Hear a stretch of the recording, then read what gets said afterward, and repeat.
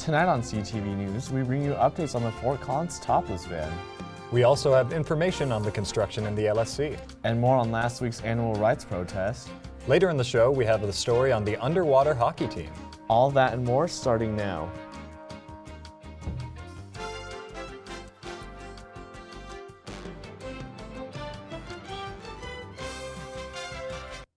Good evening, Rams. Thank you for tuning in tonight. I'm Edgar Cidio. And I'm Matt Leisman. Tonight we bring you an update on the contested vape ban and more news from the people you know. The College of Agriculture's new JBS Food Innovation Center on campus is sparking some controversy. Animal rights activists gathered on the plaza Friday morning to protest JBS and the animal cruelty that they would be bringing onto campus. The project has been under construction after $12.5 million were donated to build the center on campus. CSU's goal of the center is to teach students about meat processing, research, and other ways to change the animal agriculture industry.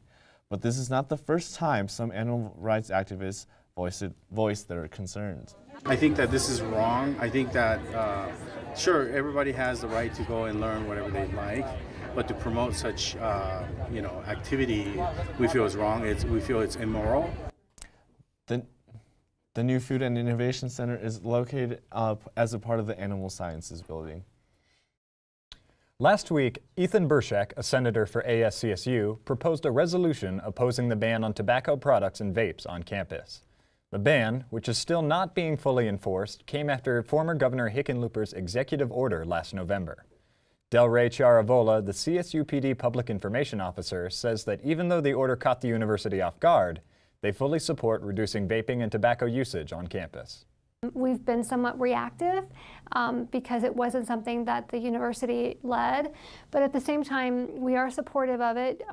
There are multiple health issues associated with tobacco use, vaping, even if it doesn't include nicotine, and secondhand exposure. So for the health of our university, this is really a positive thing. According to data compiled by the CSU's Office of Financial Aid, between the 2000 and 2001 academic year and the 2018-19 academic year, the cost of attendance has more than doubled. After tuition and fees, the largest expense to students and their families is housing. The cost of attendance for this academic year sits at nearly over $27,000. The average amount of grants and scholarships awarded to students provided by financial aid covers nearly half of that for in-state students and less than a third of that for out-of-state students. Director of Financial Aid Tom Bedfield said the office is trying to compensate for the high cost of living prices, but aren't seeing federal Pell Grants increase as quickly as they need to. Additionally, the office often sees middle-income students who don't qualify for federal aid. Oh yeah, we're talking about how expensive college tuition is. I can't believe how high it is. Like, my student loans are insane. Yeah, it's pretty ridiculous. I definitely feel the burn on my wallet just about every week, especially when it's between paychecks. Oh yeah, especially the end of the week. That Friday will get us. Yeah. Women in Fort Collins cannot be barred from going topless according to a Friday ruling from the 10th Circuit Court of Appeals. The appeals court judges ruled 2-1 in favor of the Free the Nipple activists who sued the city of Fort Collins over its ban on women existing topless in public. The court ruled that ordinances that target a group based on gender is a violation of the Equal Rights Protection Clause of the U.S. Constitution. On Monday, a woman reported being groped by a man in the Clark building, according to email and text alerts sent out by Colorado State University's public safety team. The incident occurred in the C Wing, but the CSU Police Department did not release the exact location. CSU's PD spokeswoman Delray Chiaravola said there haven't been any other cases like that this year. CSU PD asks anyone who has further information about the incident to call them at 970-491-6425. A controversial piece of legislation is making its way through the state capitol. The legislation would change the way that sex education is taught in Colorado schools. The bill would also include teaching students about consent. Representative Perry Buck, who represents the 49th District, which is located in most of Larimer County, is against the bill.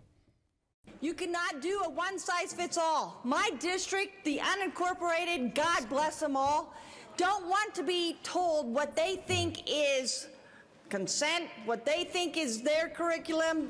Everybody has different.